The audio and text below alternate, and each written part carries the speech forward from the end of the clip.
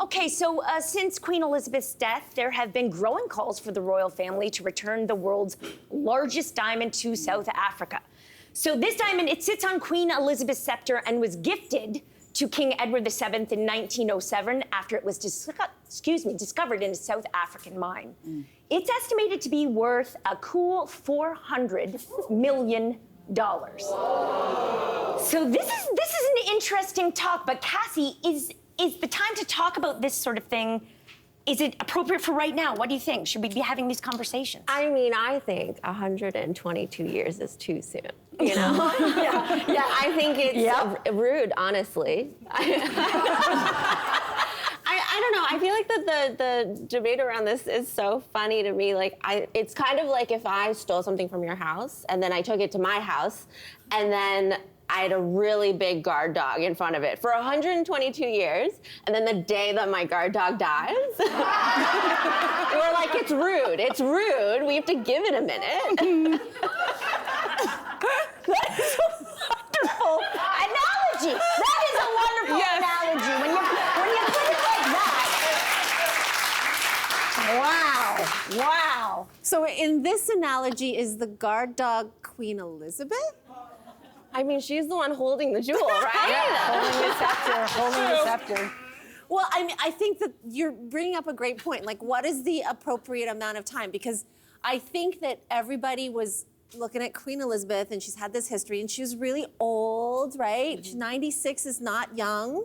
And so, you know, there was respect shown to her, like, let's not upset her, and, you know, and then, but now she's gone, and they wasted no time. And it's not just South Africa, Antigua and Barbuda, like, even before the funeral, 3 days after her death, we're like, hey, guess what? We don't want to be part of your party anymore. We're exiting. We don't want you as the monarchy. And so it shows you that there are people around the world who've been waiting.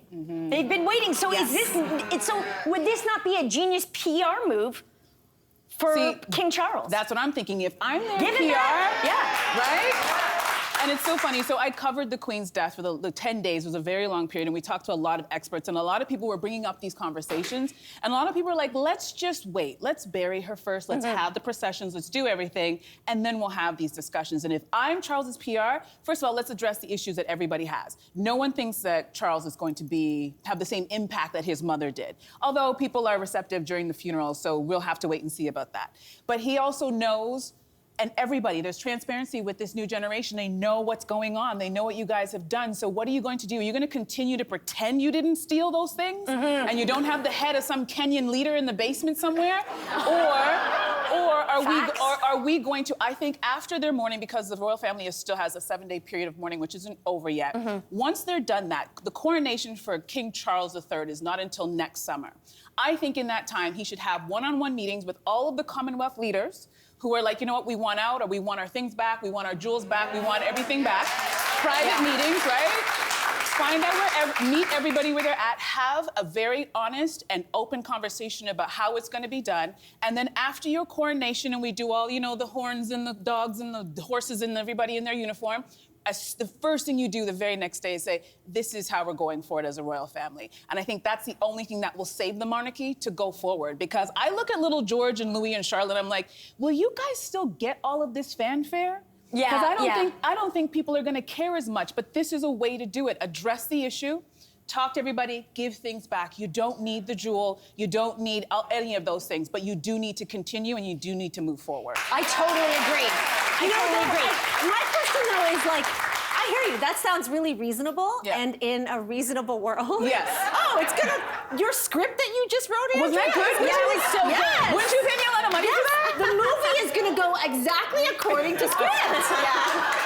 But here's the thing. The jewel. Let's talk about the jewel, because it just occurred to me. As you said, the jewel is in the scepter. Yeah. So as we all saw during the funeral, if you were paying attention, they made a whole big deal. There's the crown, the scepter, and the ball. Yeah, the crown jewels. Whatever. They're part of the crown jewels. They represent the monarchy itself. Yeah. Right? The monarch owns or gets to hold those things during the coronation. They do this big pose, the crown, the ball, the scepter, and whatever. And that is the symbol. Anointed by God. Anointed, like this is the divine right for this person to sit on the crown.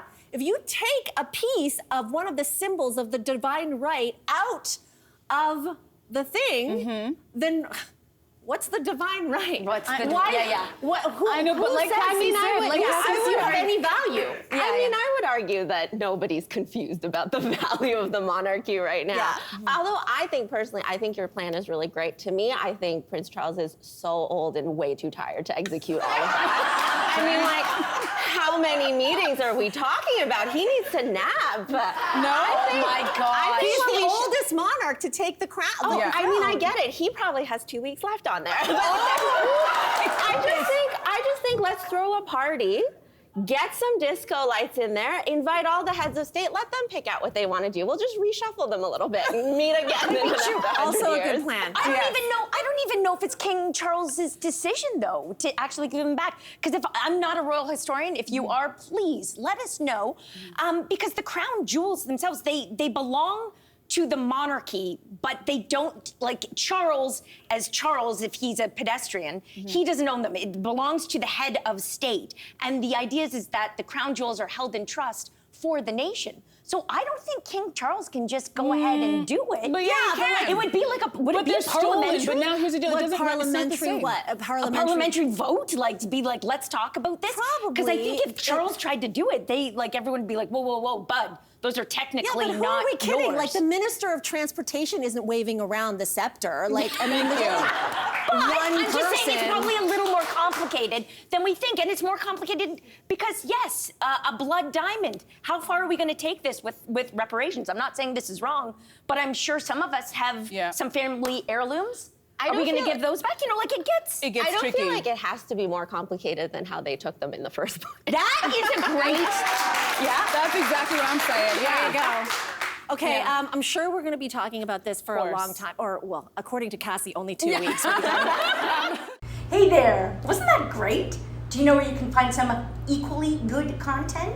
Our YouTube page. It's filled with discussions, debates, and some laughs. Head there now, like and subscribe.